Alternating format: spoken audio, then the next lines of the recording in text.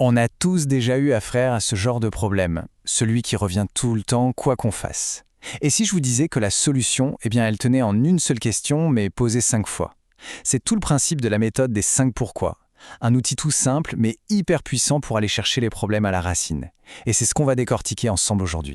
C'est la question qu'on s'est tous posée un jour, non? On pense avoir enfin résolu un truc, on met un pansement, et hop, quelques semaines plus tard, il est de retour. C'est un peu comme une mauvaise herbe.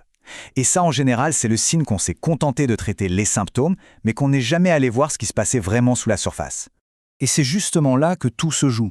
Tant qu'on n'a pas trouvé et réglé la cause profonde, la fameuse cause racine, on est presque sûr de voir le problème réapparaître. Mais la bonne nouvelle, c'est qu'il existe un outil qui est fait exactement pour ça, pour casser ce cycle. Alors, cet outil, c'est la méthode des 5 pourquoi. On l'appelle aussi parfois la règle des 5 P.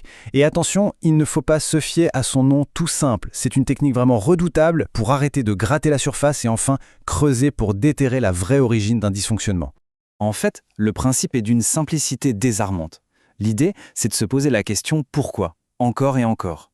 C'est une sorte d'interrogatoire, si on veut, qui nous force à descendre couche après couche, bien au-delà des évidences et des réponses un peu trop faciles qui nous arrangent bien. Ce schéma résume parfaitement le parcours. On part toujours du symptôme, ce qui est visible, la partie émergée de l'iceberg, et puis chaque pourquoi nous fait descendre un peu plus profondément dans la chaîne des causes et des effets. On traverse les causes intermédiaires pour finalement atteindre le socle, le point de départ de tout, la cause racine. C'est seulement en agissant ici qu'on peut espérer un changement qui dure. Alors la question 1 million, pourquoi 5? Est-ce que c'est un chiffre magique? Pas du tout. En fait, c'est plus un point de repère, une sorte de garde-fou mental. Ça nous pousse à ne pas nous satisfaire de la première explication venue et à vraiment continuer de creuser pour aller au fond des choses. Il faut vraiment voir ce chiffre 5 comme une recommandation, pas comme une règle gravée dans le marbre. L'idée, c'est d'encourager à aller en profondeur. Parfois, en 3 pourquoi, on aura déjà mis le doigt sur la cause racine.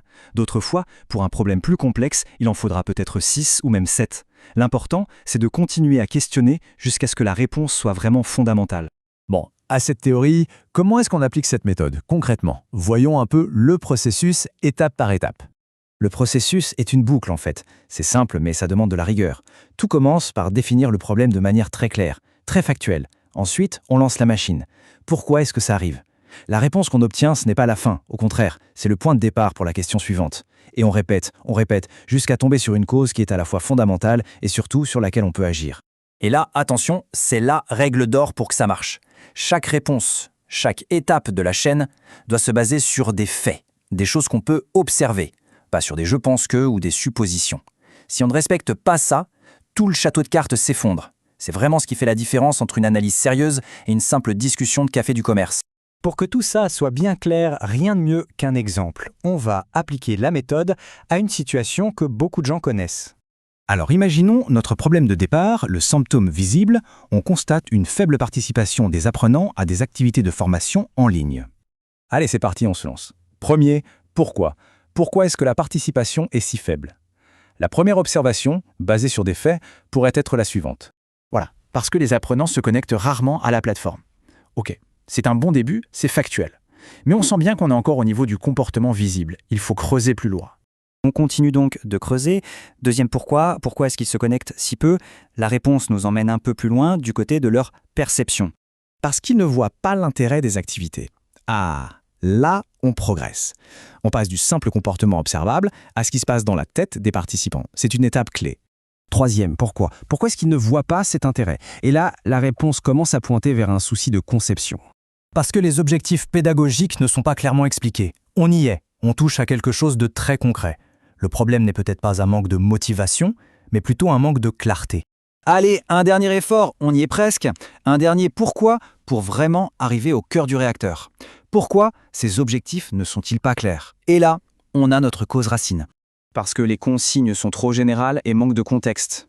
Et voilà, le problème ne vient pas des apprenants, mais de la manière dont le cours a été conçu. C'est un problème qui vient du système lui-même. La conclusion de l'analyse est donc sans appel. La vraie source du problème, ce n'est pas la motivation des gens, c'est bien un défaut dans la conception pédagogique. C'est donc là-dessus qu'il va falloir travailler pour avoir une solution qui règle le problème pour de bon.